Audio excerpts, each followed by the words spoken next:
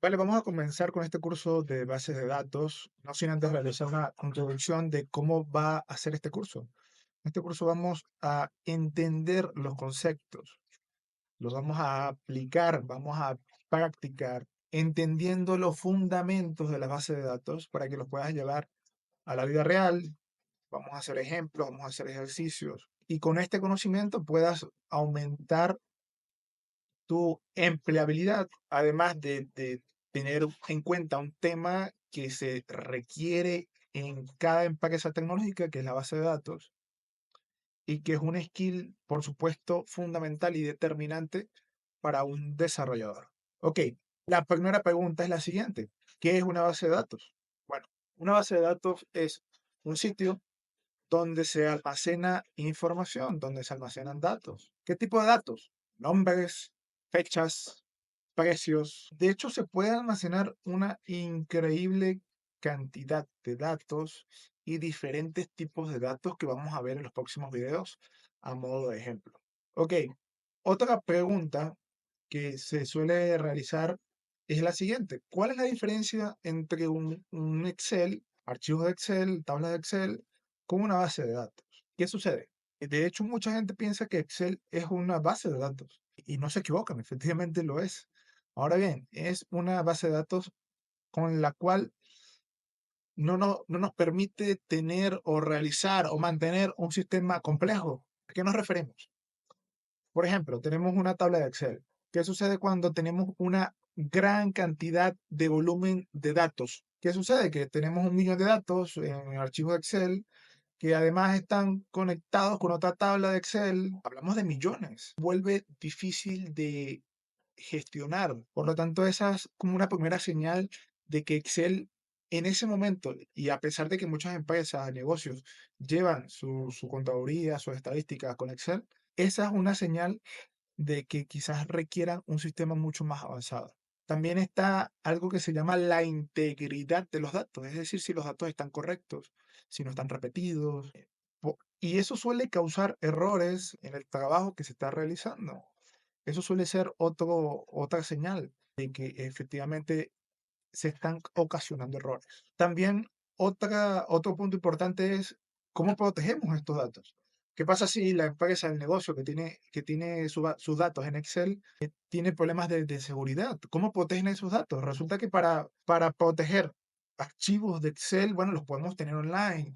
Ahora bien, ¿cómo los protegemos de la delegación? ¿Y a qué me refiero con la delegación? Vamos a suponer que tú seas un dueño de empresa, seas un dueño de negocio, y tú quieres que tus empleados, las personas que trabajan contigo, tengan acceso a la información, pero parcialmente. ¿A qué me refiero? Que tengan acceso al 20% de la información o a la información que ellos les compete, no a toda la información de toda la empresa. ¿Qué pasa si todo lo tenemos en tablas de Excel? Es complejo gestionar la información para que ciertas personas puedan visualizar, puedan tener acceso a cierta información y que otras personas solo tengan acceso a cierta información que les corresponde a ellos. Por lo tanto, esa suele ser otra señal de que efectivamente esa base de datos o esas tablas que tienen Excel, esos archivos, requieren un sistema más complejo y requieren una base de datos con una gestión que les permita realizar de forma correcta lo que se está haciendo, ese trabajo, ¿vale? ¿Qué pasa? Que además la base de datos como tal, un sistema de base de datos, no comienza en Internet, no comienza en una computadora, no comienza en una laptop, comienza en un papel y un lápiz. Allí es donde comienza la base de datos. ¿Por qué? Porque para tú crear una base de datos requieres diagramas. Allí es donde empieza esa base de datos. Todas las bases de datos que se conocen hasta ahora comenzaron así, realizando diagramas, realizando conexiones entre las diferentes tablas que puedan allí existir. Por lo tanto, cuando vamos a la especificación de qué es una base de datos, nos vamos a centrar en algo llamado bases de datos relacionales. Su mismo nombre lo dice. Son bases de datos que están relacionadas, así como estas tablas que vemos aquí. Tablas que están relacionadas unas con otras. Esto es muy importante porque esto es un modelo de base de datos. ¿Qué es eso de modelo? Resulta que cuando estaban trabajando o estaban optimizando, mejorando todo lo relacionado a las bases de datos, antes de existir las bases de datos relacionales, que por cierto son las que se utilizan actualmente en las empresas, existían otro tipo de modelos, es decir, como una metodología en la cual trabajar.